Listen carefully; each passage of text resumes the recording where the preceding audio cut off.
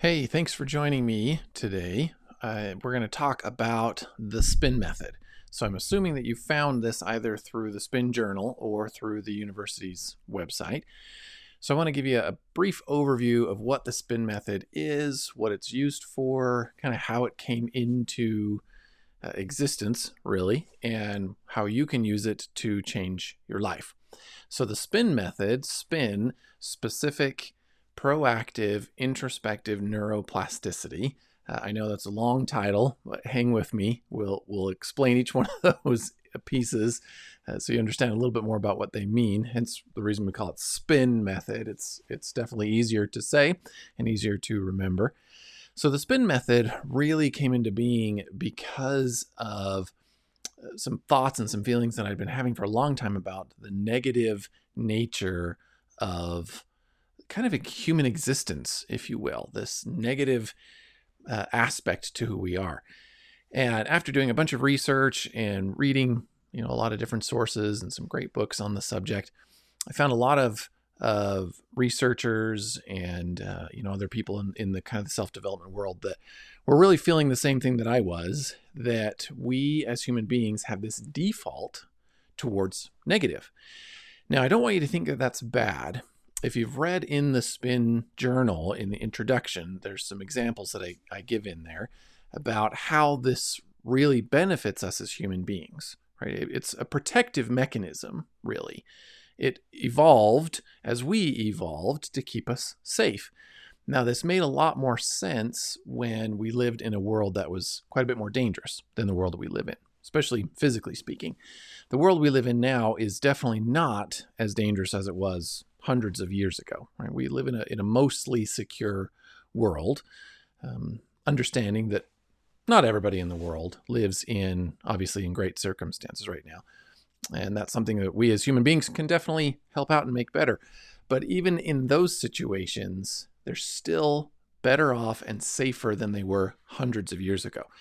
The problem is this part of our psyche that manages this kind of safe versus not safe decision, right? As all the data comes flooding into our brains, what we see, what we hear, what we smell, what we feel, what we sense. There's a system in our brain, in the amygdala, that basically is designed to say, okay, is this data safe or not safe? Is the situation I'm in safe or not safe? Again, very important to make sure that that we actually survive, because we still definitely do live in a dangerous world. I mean, there's car accidents, and we have to make sure that we can drive a car and assess the situation, what's safe and what's not safe. But what happened was a lot of that physical lack of security, I guess, if you will, the danger, the physical danger that we used to experience as human beings a long time ago has largely gone away. Now we live in a world where we're mostly safe, but our brains didn't necessarily evolve to adjust for that. A lot of that happened pretty quickly, right? We had Industrial Revolution, which really jumped the human race forward. Technological Revolution, which did the same thing. So we're still trying to catch up. And so unfortunately, our brains kind of shifted focus. And this is what we see right now in society. We're seeing this a lot.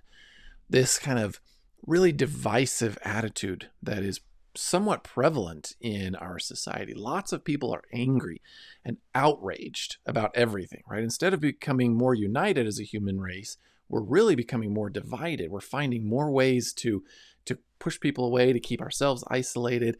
And I believe that so much of that has to do with this safe, not safe circumstance. Our brains are wired to see negativity. And since we're not in physical danger, it gets translated into emotional danger. Right? Something that you said makes me feel uncomfortable. And if I feel uncomfortable, I must be unsafe, right? This must not be a safe situation. And we know that that's not true. Words are just words, right? Other people's opinions are other people's opinions. We have total control and responsibility over ourselves over ourselves and how we respond to the world. But unfortunately, again, our brains are kind of wired this way. So we're just really upset. We sit around and we gossip all the time.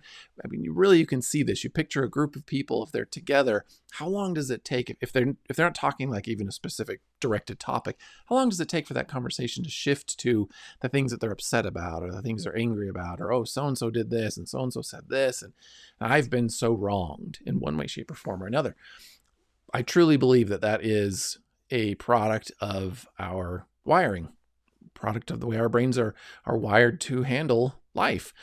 And since we don't have the physical danger anymore, it's been translated, that danger has been translated into emotional danger. And that's where we are today. So the S.P.I.N method was developed to combat that, to help us change our brains to no longer default to the negative. So S.P.I.N, again, specific proactive introspective neuroplasticity. So let me take that in backwards order. Neuroplasticity is this great term that really means that our brains can change. And by that, I mean physically change. We have neural pathways in our brains, right, where impulses fire and they move between one synapse to another. Those pathways can change. Many years ago, the prevalent view in science was that really didn't happen much. What you learned when you were little, it kind of solidified it, and as you were old, you didn't really get away from that. But that's not true, right? We know now that that is not true. There's really great science. That's definitely not true. We can literally create new pathways in our brains. We can change our ways of thinking. We can change our habits. We actually see this all the time. I read this really great example once upon a time, and I loved it. Picture a conductor. It was a conductor of an orchestra, right? This conductor steps into this role of conductor, and now all of a sudden there's this giant orchestra in front of the conductor, and that conductor can hear that, that section right there, probably near the back. One of the violins is out of tune, right? Or over here, right, something's going wrong with percussion, you so-and-so on the glockenspiel or whatever it is, you're offbeat. But to many of the rest of us, we can't pick that out to that same level, right? We have not developed the ability to be quite so specific with all those instruments together. That conductor has. That is a great example of neuroplasticity. Different pathways have been built in the conductor's brain because that conductor is in this situation and wired to find those inconsistencies. Great example of neuroplasticity. So we can do this as well.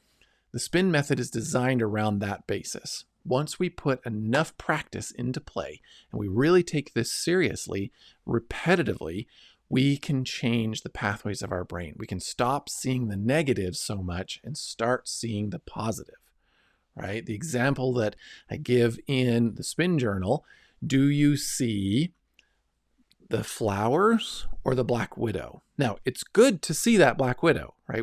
That is still a threat to us. That's still a good thing. But can we see them both? Can we see the flowers and the black widow?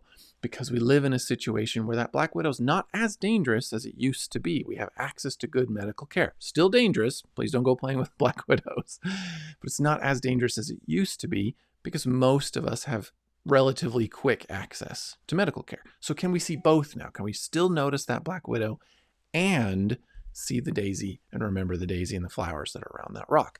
Neuroplasticity. So the rest of that, the specific proactive introspective part of it, introspective meaning got to look inside.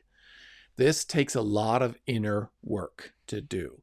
You've got to be willing to challenge the ways you think and the ways that you see the world. You've got to be willing to challenge that. Take some time, calm down, whatever you need to do from the situation that's got you upset, and sit down and be willing to look inside. What am I feeling?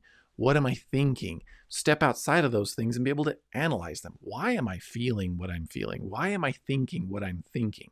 We call that metacognition, thinking about what we're thinking. It's very important, okay? Proactive, meaning I'm going to choose to do this. I'm going to proactively put myself into a position to look introspectively.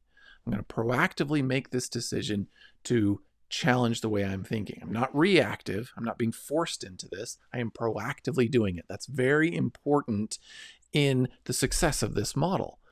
You have to make the choice to do this. If you don't make the choice, you don't have the power to change. This is your brain you're talking about, right? This reactive nature is not going to give us the energy that we need to really, truly change our default way of thinking. Okay, now specific, the S, we're talking about specific examples. It's one thing to say, oh, sure, I want to be more positive, right? That sounds easy. That sounds great to say, I want to be more positive. I want to have a better outlook on life. Unfortunately, that doesn't have the power to actually see results because it doesn't really show us what we need to do. We need to be specific. So the S.P.I.N method is around specific episodes or issues in your life that you recognize that you're seeing negative. Maybe you got in an argument with somebody. Maybe there's something going on at work or at home or, with a family member that's really bothering you. Take that situation, that specific situation, and proactively get introspective, right? Proactively look inside about it, follow through the steps of the S.P.I.N method. So specific situations, when we take those situations over and over again, we're creating new habits. Habits are new pathways, right? Makes sense? So specific, proactive, I'm putting the effort into doing this. Introspective, which means I have to look inside. I have to look at me. I can't force everybody else to change, and that will make me more positive. It won't work. It won't work, I promise. We'll always find some reason to be negative. So introspective, look inside, neuroplasticity, meaning we can change the way that our brains think. All right, that is the basis of the S.P.I.N method. If you use this method, you will see great changes in your life. You will see your outlook changing and you'll find yourself being more positive. You'll be happier when you wake up in the morning and you'll be more fulfilled when you go to bed at night. Those are some of the things that we can use as kind of guardrails or indicators, if you will, to say, is this really working? How do I feel when I wake up? How do I feel when I go to bed? Okay, talk to you in the next video.